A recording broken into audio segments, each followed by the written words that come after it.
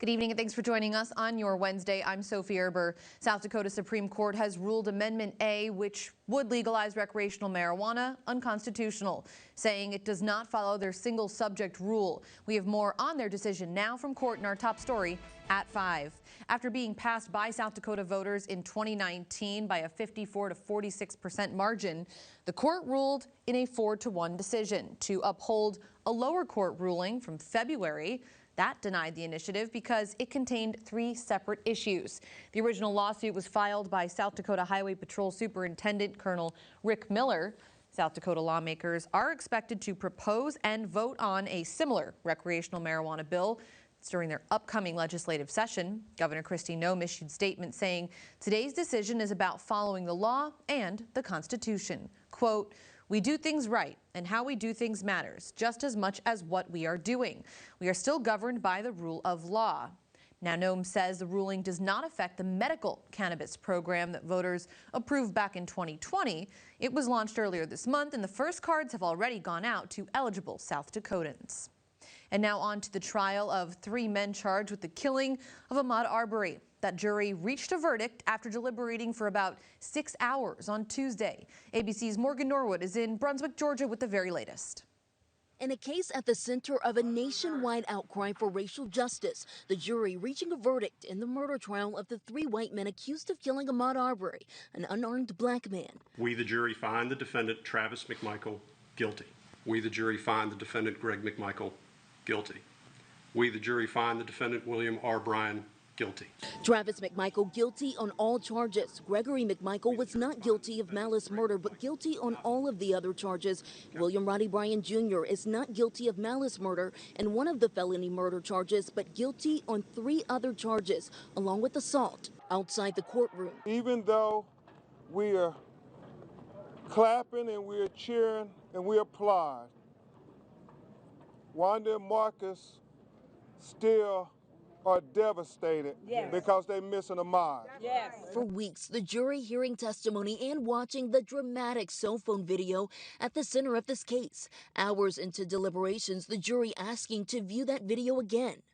At the heart of the trial, the question of whether Travis and Gregory McMichael, along with William Roddy Bryan Jr., acted in self-defense under a now repealed Georgia citizens arrest law. The prosecution arguing against that notion, saying the 3 were the aggressors and went after Arbery because he was black, assuming he was a thief, though police say he never took anything. And today's convictions carry a mandatory life sentence in prison.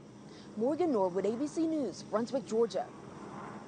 We have good news for most voters tonight in Woodbury County. The state's redistricting efforts appear to have little to no impact on where residents can cast their ballots. The county's redistricting commission met today, and they looked over the minor changes that were made to the county's precinct maps. Woodbury County will be gaining 1 precinct on paper, but since no one lives in the newly annexed areas, there will still be 28 precincts in Sioux City. There are also some small changes being made to the Sergeant Bluff and Township maps. The city's redistricting maps will be discussed in City Council on December 13th. The county maps are set to be submitted on December 20th for the supervisors to officially approve. And former Republican state lawmaker Laura Hubble says she plans to run for South Dakota governor as an independent. It would be Hubble's 3rd try at landing that job. She did run for the Republican nomination in 2014 and then lost to then Governor Dennis Doggard. She was unsuccessful in her efforts to get on the 2018 ballot as a constitutional party candidate. Governor Kristi Noem announced that she would be seeking a 2nd term earlier this month. Steve Hoggard has also announced his bid for governor. Western Iowa farmers and former Crawford County Supervisor Dave Mulbauer is ending his campaign for U.S. Senate, held by Chuck Grassley, currently in that seat. Mulbauer announced on Tuesday he would no longer be seeking the Democratic nomination for Senate.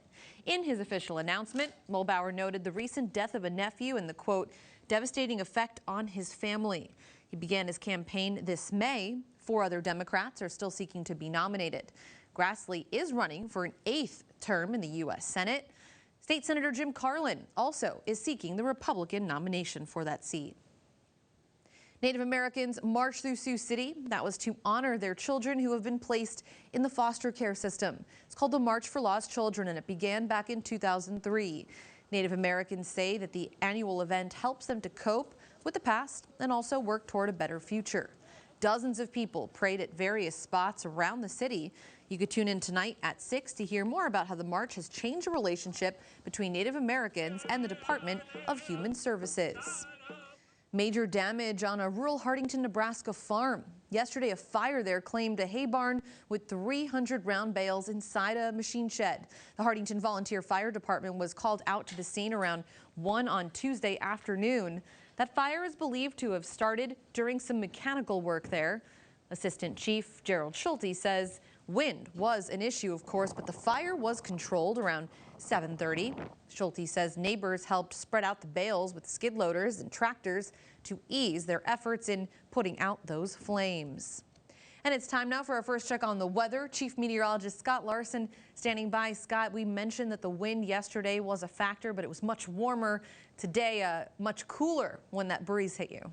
Yes, it's windy once again outside, Sophie, but it feels quite a bit worse with those chillier conditions that we've been experiencing. High temperatures earlier on today were able to stretch into the 50s. Since then, we've seen our temperatures fall down into the 30s across most of the map at this time. But early this morning, we did have a high temperature of 53 set in Sioux City. Turning our attention to Thanksgiving tomorrow, we should be able to clear out the skies and calm down the wind, but it will still be rather chilly with an afternoon high temperature of just 34. But again, at least there will be a mostly sunny sky. Great weather is in store for the weekend. We'll have details on what you can expect as you're taking care of your holiday shopping. It's coming up in the 9 on 9 forecast. Sophie? All right, thanks, Scott. And as Siouxlanders prepare those Thanksgiving feasts, the Siouxland District Health Department just wants to remind everyone that preparing these meals takes time. Officials warn that eating your turkey before it's fully cooked could lead to serious food poisoning. Tyler Brock is the Deputy Director for Siouxland District Health, and he says tonight one simple tool can make sure that your turkey is thoroughly cooked. We really do recommend having a meat thermometer. That really actually is an important thing. You know, you can kind of judge by looks and things like that, but it's the best possible way of knowing that something is cooked fully is using a meat thermometer. And so we really encourage that. Food poisoning symptoms can take anywhere from 6 to 24 hours to appear. Storing your leftovers away properly after dinner also helps keep your food safe to eat even at a later date.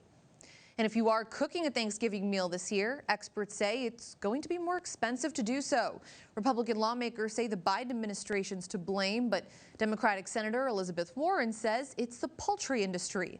KCAU 9's Anna Warnicki reports on how efforts to get the Department of Justice are being made to investigate. This year's Thanksgiving feast is costing Americans more. According to the American Farm Bureau, a dinner for 10 is up 14% compared to last year. And the most expensive item on the table, the turkey. The cost of frozen turkey is the highest in history. Things like potatoes, butter, pumpkin pies, even salt cost more than they did a year ago. Republican Senators John Cornyn and John Kennedy say Americans are paying more for nearly every ingredient. You like gravy with your turkey? Well, get ready to pay 7% more for gravy. Kennedy says the Biden administration isn't taking the issue seriously enough. White House officials pretend inflation. If you ask them, oh, it's just temporary.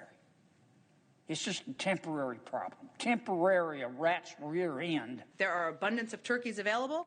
White House Press Secretary Jen Psaki says while any price jump is a concern for the president, the average turkey is only costing Americans roughly 5 cents more per pound. They're about $1 more for a 20-pound bird, which is a huge bird if you're feeding a very big family. The White House says supply chain congestion caused by COVID-19 is the reason consumers are seeing higher prices. But Massachusetts Democratic Senator Elizabeth Warren accuses the poultry industry of foul play through, quote, excessive consolidation and price fixing ahead of the holiday. She's calling on the Justice Department to investigate. In Washington, I'm Anna Warnicki. Speaking of prices, navigating holiday sales can be a bit tricky. What you need to know before heading into Black Friday and Cyber Monday if you're planning to shop, coming up in about 10 minutes. And the weather is looking pretty good, but it will be brisk outside tomorrow. High temperatures only in the low to mid 30s. Pleasant conditions for the weekend as we're able to sustain some above normal temperatures. Your 9 on 9 forecast coming up next. You're watching KCAU 9 News with Sophie Erber and Chief Meteorologist Scott Larson. This is KCAU 9 News at 5.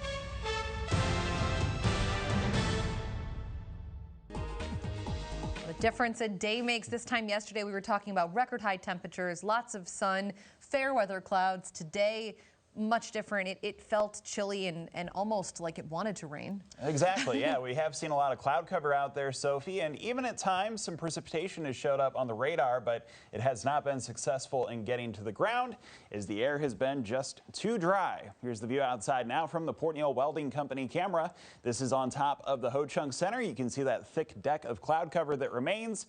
Slowly as we continue through tonight, it looks like we'll be able to trim that away, and we should anticipate to see lots of sunshine on our Thanksgiving tomorrow. But that isn't going to help us to warm things up too much as high temperatures look to stay down there in the mid-30s for highs. Checking the almanac for today, the high temperature was reached very early on this morning at 53 degrees. That does still exceed the average of 43. And the low temperature so far today has fallen to 37. Look for that to fall further as the clouds clear out later on tonight and into the morning on Thursday. Right now, the temperature is measured at 37 degrees. We have a north wind flowing through at 22 of our seasonal average. And as we continue toward next weekend, it looks like some more clouds will work in, maybe a chance of seeing some precipitation next Friday, but that's still a ways off. Continue to send your weather pictures to us, weather@kcautv.com. Yes, especially if you catch maybe some holiday type weather pictures out there. I know I've seen some decorations popping up. Yeah, that'd be terrific. Any sort of decorations that you see, make sure to send those in. All right, thanks a lot, Scott. And as people celebrate this holiday season with family, there's a new animated movie they could bond over potentially. Why creatives behind it say the Latin American representation is so important in it. That's coming up in about 7 minutes. But first, what's your holiday shopping game plan? Do you have one? Well, you might want to get everything checked off your list by Friday next. Welcome back. Black Friday and Cyber Monday, we know just around the corner now, and retail experts tonight say it's critical to plan ahead to get your holiday shopping done in time amid shipping delays and much higher prices. ABC's Elizabeth Schulze explains where to find these deals on this holiday season.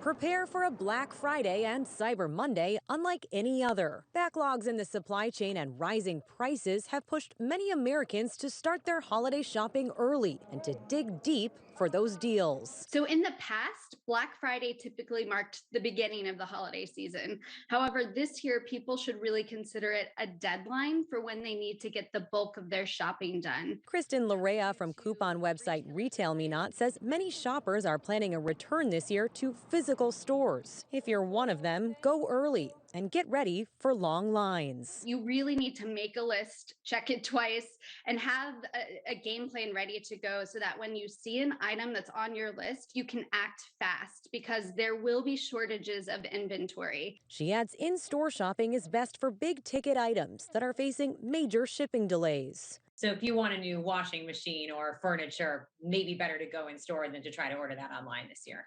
Absolutely, if you're in a time crunch. For smaller gifts like clothing or electronics, online might be a better bet. But Larea says don't wait until Cyber Monday. I would not wait because inventory is so limited, especially for items like toys and tech. And use coupon sites or browser extensions to find hidden discounts. Even though retailers are experiencing higher costs, they still have to compete, right, to get everyone's share of wallet this holiday season. If you can't find that perfect stocking stuffer or your gift won't arrive on time, consider experience gifts like online subscriptions or travel vouchers. Elizabeth Schulze, ABC News, Washington.